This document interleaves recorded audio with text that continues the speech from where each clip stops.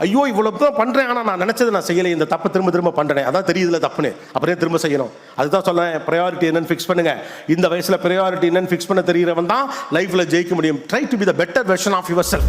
கடைசியா ஒரு தடவை செஞ்சுக்குவான், இனிமே இதை செய்ய மாட்டேன்னு எந்த முட்டாள்தனத்தையும் திரும்ப செய்யாதீங்க. Nothing call last one time. Worst to the core. இன்னைக்கு இருக்கக்கூடிய பெரும் பிரச்சனை அதுதான்.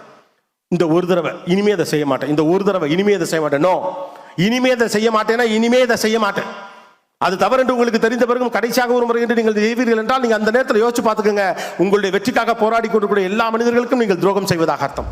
இந்த ஜெனரேஷன் தனக்கு சில விதிமுறைகளை ஃபிக்ஸ் பண்ணிக்கொள்ள வேண்டிய அவசியம் இருக்கு. ஏன்னா உங்கள் தலைமுறையுடைய பிரச்சனைகளுக்கு முந்தைய தலைமுறையால் சரியாக அட்வைஸே பண்ண முடியாது.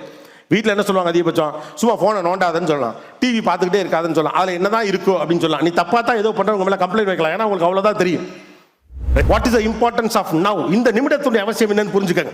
இந்த நிமிடத்துடைய அவசியத்தை புரிந்து கூட அதை